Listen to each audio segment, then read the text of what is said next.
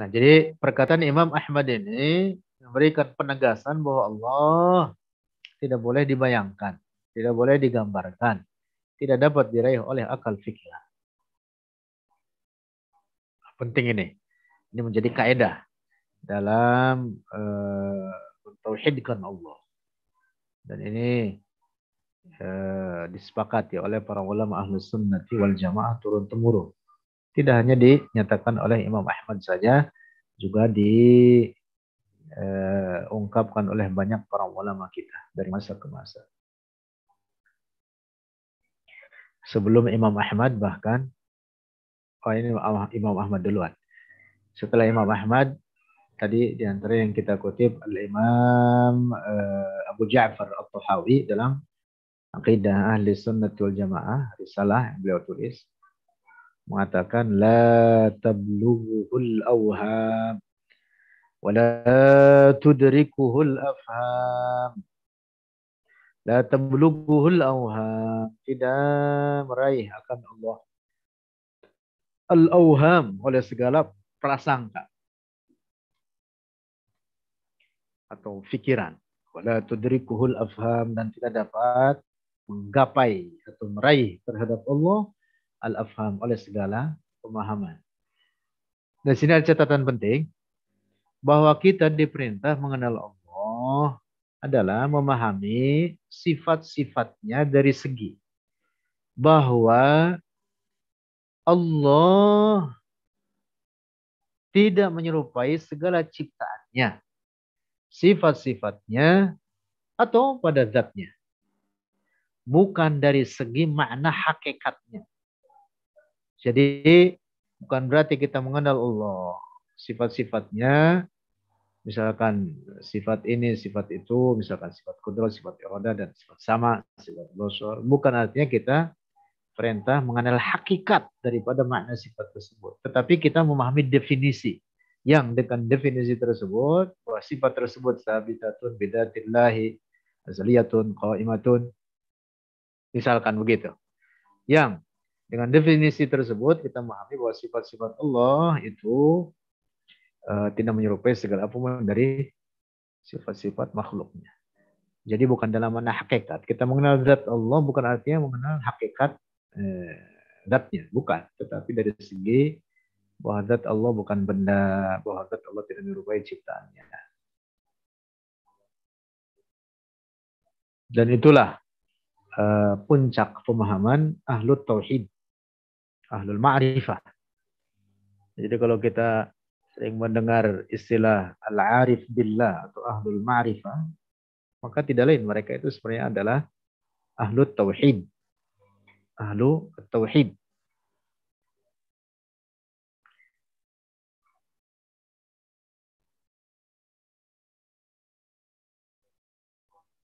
Nah, ini bagian akhir dari tulisan mukaddimah yang saya tulis di pembukaan buku kita ini. Nanti silakan dibaca. Atau saya tambahkan sedikit. Kunci selamat. Kunci selamat adalah dengan berpegang teguh dengan apa yang menjadi ajaran mayoritas umat Islam ini. Aqidatan wa ahkaman. Dalam segi akidah maupun dalam segi hukum-hukum. Nah, mayoritas umat Islam ini tidak lain adalah ahlus sunnati wal jamaah.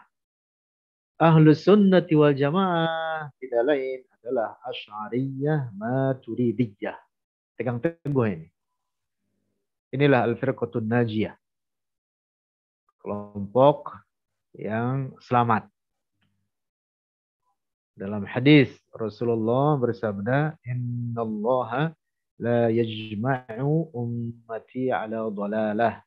Sesungguhnya Allah tidak akan menghimpunkan umatku, artinya mayoritas umatnya ini di atas kesesatan. Walaupun ada yang sesat, tapi itu adalah kelompok-kelompok kecil, kelompok-kelompok sempalan. Adapun mayoritasnya akan senantiasa di atas kebenaran ila qiyamis sa'ah, hingga datang peristiwa kiamat. Nah, maka ini adalah kunci keselamatan bagi kita. Ikutilah apa yang menjadi ajaran mayoritas umat Islam ini, baik dalam akidah maupun dalam hukum-hukum. Nah, kita baru dapat 12 halaman ini. Total 297 ini. Masya Allah. Nanti rekan-rekan silahkan membaca sendiri. Dan mungkin juga tidak dibaca semua ya ini, tapi kita petik beberapa bagian saja insya Allah. Nah, isi buku kita ini ada berapa bab? Ada 11 bab.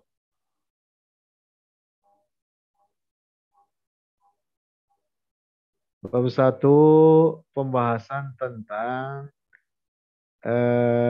definisi tempat atau al-makan dalam bahasa Arabnya, dan definisi arah atau al-jihah.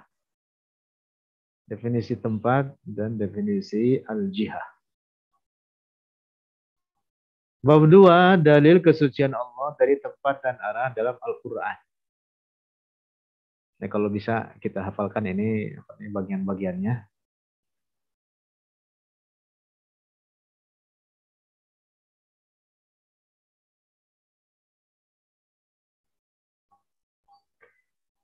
Bab 3, dalil kesucian Allah dari tempat dan arah dalam hadis.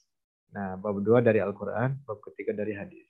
Kemudian bab keempat, dari kesucian Allah dari tempat dan arah dalam ijma' ulama. Kesepakatan para ulama yang akan dikutip di dalamnya dalam bab 4 ini.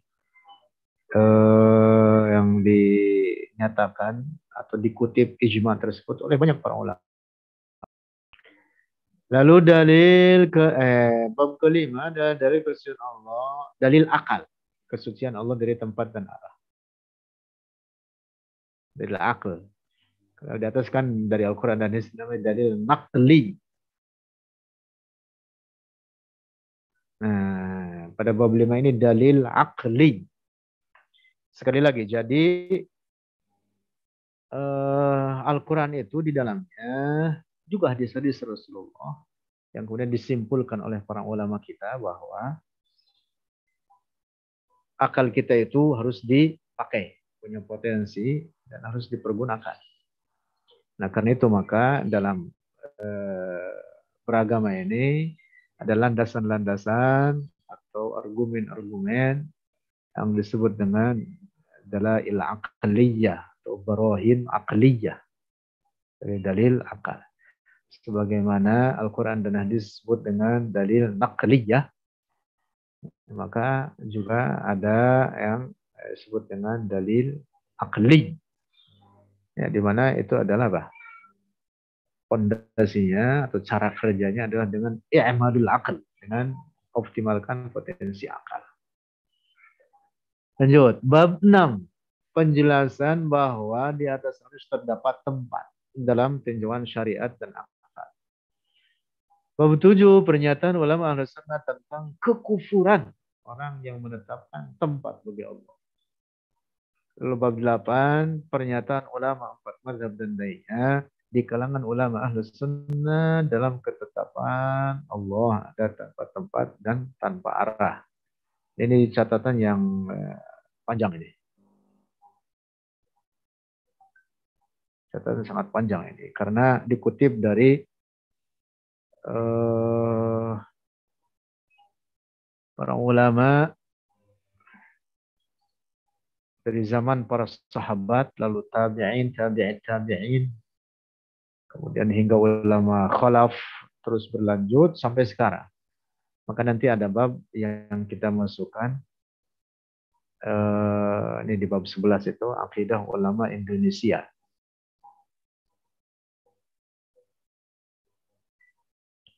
Bab 9-nya, penjelasan tidak boleh dikatakan Allah ada di setiap tempat atau ada di mana-mana.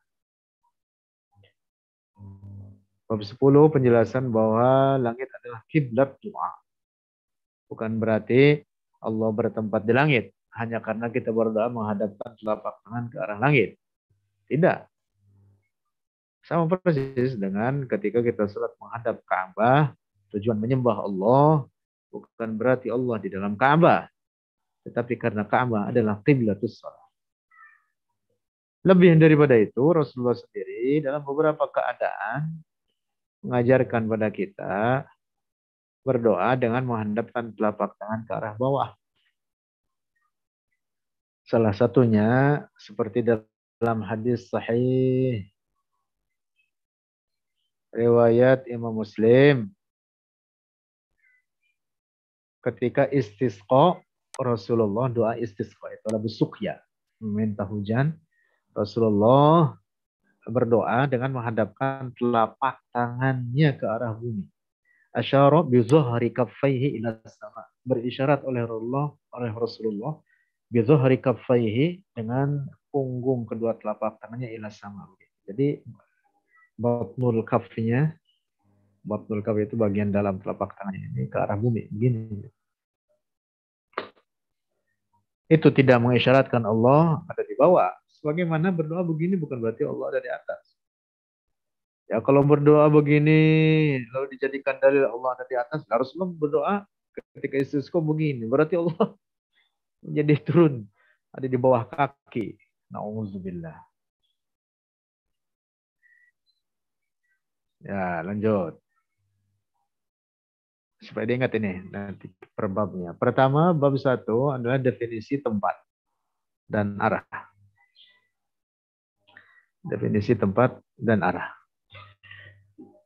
Nah, di sini dikutip ada banyak para pakar bahasa dalam menyebutkan definisi tempat seperti Ar-Raghib Al-Lughawi, Ar-Raghib Al-Asbahani. Kemudian Al-Lughawi, artinya seorang pakar bahasa. Al-Lughawi artinya seorang ahli bahasa terkemuka. Majduddin Al-Fairuz Abadi dalam kitab Al-Qamus. Tadi Ar-Raghib Al-Asbahani dalam kitab Mufradat Gharibil Quran. Lalu ada lagi Al-Kamal Al-Bayyadi.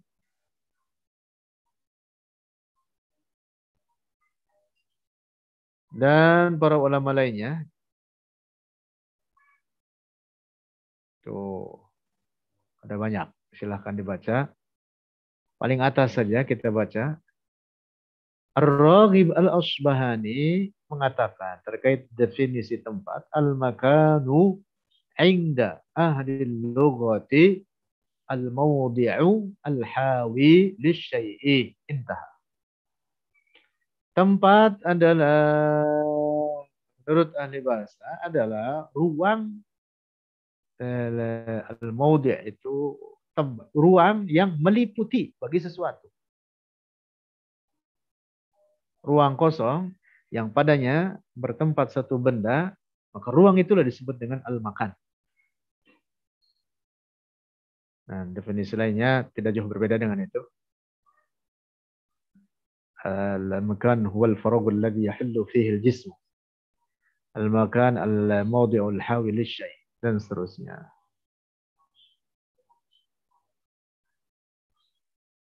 Nah, ini kita simpulkan di sini. Pernyataan yang kita kutip di atas ini adalah ketetapan dari para ahli bahasa dalam definisi tempat. Ini sebagai dalil dari segi bahasa saja sudah menjadikan apa? Argumen bahwa Allah ada tanpa tempat dan tanpa arah. Dan itulah keyakinan Rasulullah dan para sahabatnya. Tidak bertempat di atas arsy, tidak bertempat di langit. Oh, mengapa? Itu tadi karena secara definisi tempat itu al-faragh alladhi yashghuluhu al-hajm adalah ruang kosong yang ditempati oleh benda. Nah, jadi kalau Allah bertempat maka berarti Allah sebagai benda memiliki bentuk dan ukuran.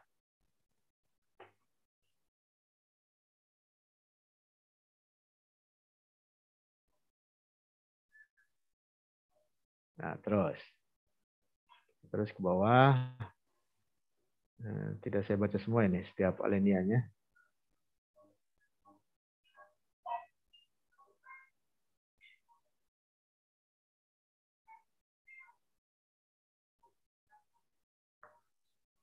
Nah, ini kalimat yang harus diwaspadai. Ingat-ingat ini.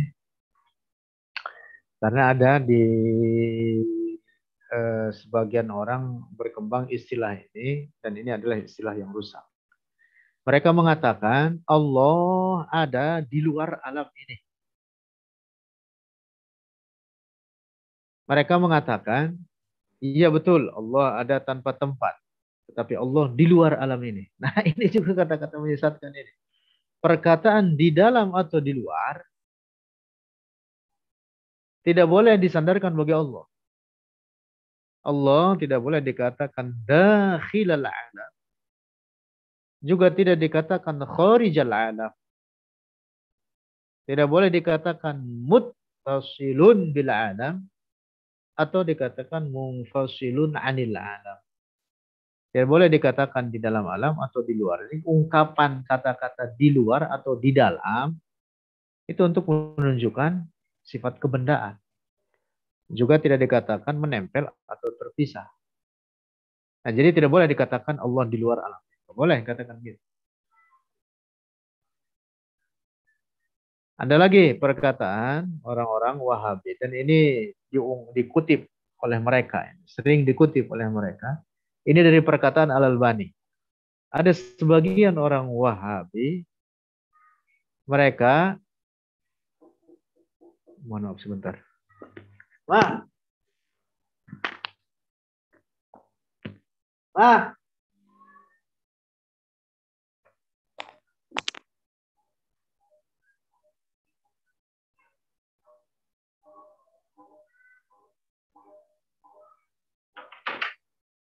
Bu, sedang keluar. Nyari-nyari saja nyari Bu. Sebentar saya lagi ini. Ya, cepetan ada apa kali? Saya lagi online ini. Oh, iya. Malam besok di rumah. Ada pengajian tapi sih. Tapi bisalah nanti saya obrolkan lagi. Insya Allah sama nanti. Ya. Ya, ya. Assalamualaikum warahmatullahi wabarakatuh.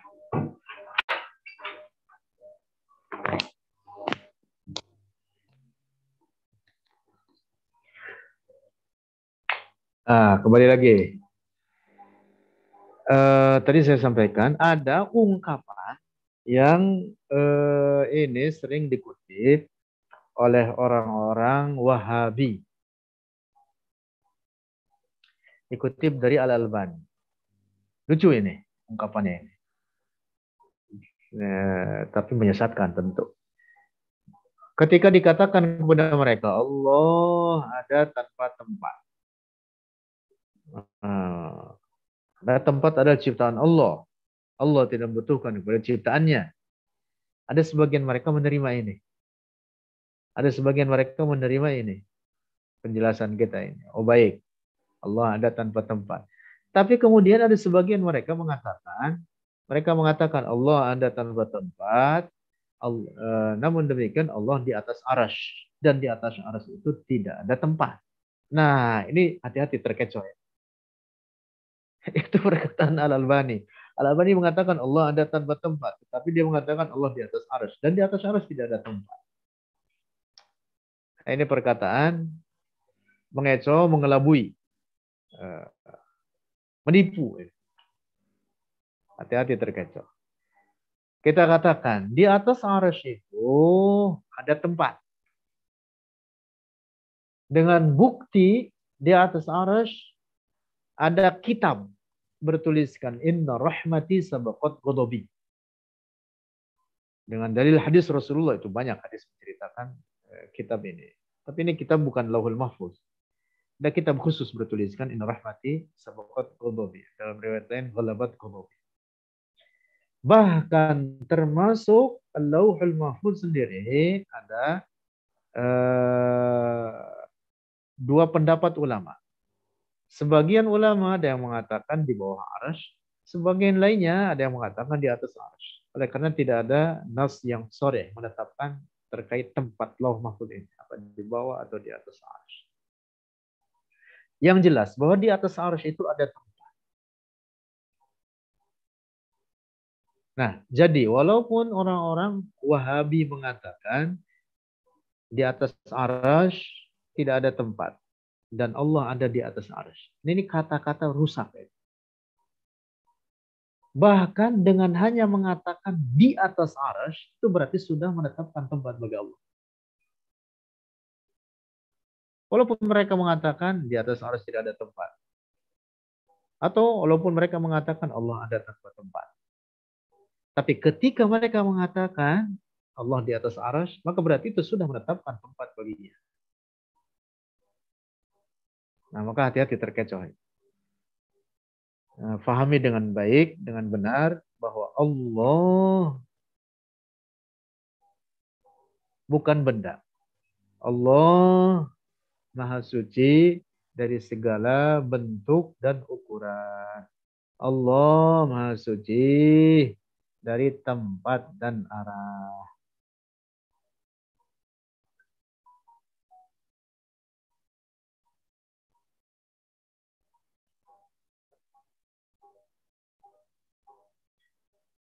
Definisi al-jihad. Saya kira sampai di sini saja dulu. Ini karena ini cukup panjang ini. Definisi arah. Insya Allah kita bahas minggu depan.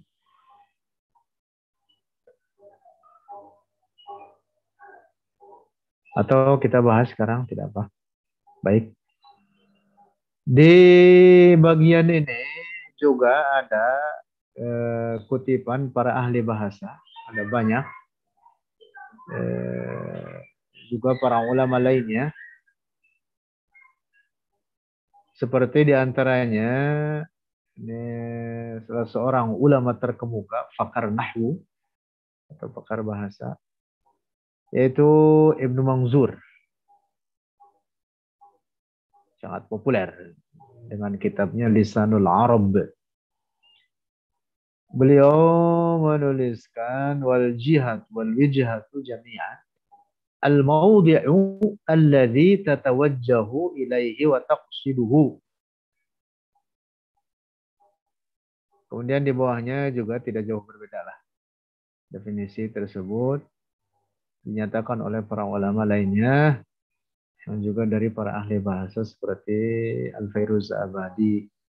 Kemudian siapa lagi di bawah? Dan seterusnya. Jadi silakan dibaca. Apa definisi ini? Maknanya al-mawdi'u alladhi tatawajjahu ilaihi wa taqsiduhu. Artinya al-jiha atau al-wijha. Makna harfiahnya arah. Itu memiliki makna yang sama artinya. Al-wijha dengan al-jiha. Yaitu suatu tempat yang kamu menghadap kepadanya dan kamu tuju tempat tersebut. Jadi, misalkan kalau saya dari sini mau ke masjid, maka dari posisi saya ke arah masjid, masjid itu adalah arah bagi saya. Al-mawdi' tempat alladzi tatawajjahu ilaihi, yang kau menghadap kepadanya, wa taqsidu dan kau menujunya. Itulah arah. Nah, karena itu ada arah depan, atas, depan, belakang, samping kanan, samping kiri.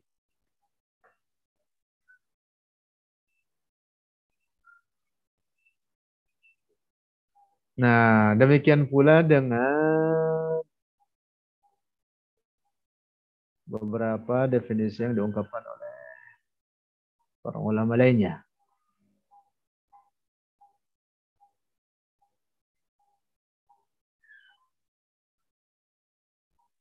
Nah, ini nomor 7. Nomor 7 kita baca. Al-Allama Al-Muhaddis Al-Faqih Al-Syeikh Abdullah Al-Harari Al-Syafi'i Al-Ash'ari, yang dikenal dengan sebutan Al-Habashi, guru daripada guru-guru kita. Beliau mengatakan wa idza lam yakunillah fi makanin lam yakun fi jihatin la ulwin wala suflin wala ghairihima li'annaha imma hududun wa atrafun bil amkinati aw nafsil amkinati bi'tibari 'urud al-idafati ila syai'. Jadi ketika ditetapkan bahwa Allah ada tanpa tempat, maka berarti juga otomatis bahwa Allah ada tanpa arah. Sehingga tidak boleh dikatakan bagi Allah di arah atas, di arah bawah, di arah belakang, di arah depan, atau di semua arah. Nah, termasuk penduduk surga ketika mereka melihat Allah bi a'yuni ru'usihim, dengan mata kepala mereka. Nanti di akhirat penduduk surganya di dalam surga. Adapun Allah tidak boleh dikatakan di dalam surga atau di luar surga. Tidak boleh dikatakan bagi Allah di satu arah atau di semua arah. Sebagaimana tidak boleh dikatakan baginya di satu tempat atau di semua tempat. Al-Imam Abu Hanifah radhiyallahu anhu arba. Dalam kitab Al-Wasiyah beliau berkata, wa liqa'ullahi li ahlil jannati haqqun bila kaifiyatin wala tashbihin wala jihatin. Wa liqa'ullah artinya ru'yatullah. Wa liqa'ullah artinya ru'yatullah. Melihat Allah li ahlil jannati bagi penduduk surga. Hakun itu hak adanya, wajib kita imani. Bila kaifiyatin, nah catatannya sih, bila kaifiyatin tanpa sifat benda. Kaif itu artinya sifat benda. Wala tashbihin dan tanpa keserupaan. Wala jihatin dan tanpa arah. Nah, jadi ketika oleh penduduk surga melihat Allah tidak dikatakan di arah atas mereka atau depan mereka atau samping mereka atau di dalam surga atau di luar surga, tidak. Allah tidak disifati dengan sifat-sifat tersebut. Allah ada tanpa tempat dan tanpa arah. Allah yang menciptakan surga, maka Allah tidak dikatakan di dalam surga. Wallahu a'lam bishawab. Saya kira demikian kita dapat satu bab. Insyaallah minggu depan masuk bab 2. Mohon maaf tidak dibuka tanya jawab. Bagi sekali lagi sering saya sampaikan ini, kalau PDF-nya bisa di-download ini buku kita ini di link atau di web Pondok Pesantren Nurul Hikmah. Dan bagi yang berminat untuk memiliki buku fisiknya silakan nanti menghubungi Bang Fauzi, ini ada di grup kita atau di forum kita ini. Belum menampakkan linknya. Atau boleh kita ngobrol di HP saya, nomor HP saya, WhatsApp 0822.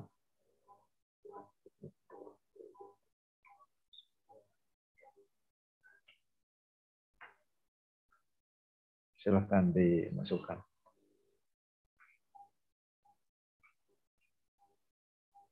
Saya kira demikian. Itu Bang Fauzi itu nomornya, nomor HP-nya. Untuk pemesanan buku boleh nanti ke Bang Fauzi. Saya kira demikian pertemuan kita. Mudah-mudahan membawa kebaikan, membawa manfaat bagi kita, menebalkan dan menguatkan akidah kita. Dan mudah-mudahan ini termasuk bagian daripada pembelaan terhadap akidah Rasulullah, akidah Ahlus Sunnah wal Jamaah. Dihitung sebagai amal soleh. Amin ya rabbal alamin. Wallahu a'lam bishawab. Nuhallil salatan wa salli ala nabi sallallahu. Baca tahlil 3 kali, salawat 3 kali. La ilaha illallah. La ilaha illallah. La ilaha illallah. Allahumma salli ala sayyidina Muhammad wa ala alihi wa sahbihi wa sallim. Allahumma salli ala sayyidina Muhammad wa ala alihi wa sahbihi wa sallim. Allahumma salli ala sayyidina Muhammad wa ala alihi wa sahbihi wa sallim. Rabbi ighfir li wa liwalidayya wal mu'minin wal mu'minat. Belum lama kita menerbitkan buku baru. Yang berminat silakan hubungi Ustaz Fauzi, dan buku terjemahan kitab Al-Maqalatus Sunniyah fi Kashfi Dhalalat Ahmad Ibn Taimiyah sangat tebal, itu hampir 1000 halaman. Sudah kita terbitkan dengan hardcover. Bagi yang berminat silahkan. Dengan harga yang sangat murah. 1000 halaman, sangat tebal. dua, dua, dua rim buku tebalnya. 2 rim. Dengan harga 150.000 saja. Dengan ditambah ongkos kirim sesuai wilayah masing-masing. Terima kasih. Assalamualaikum warahmatullahi wabarakatuh.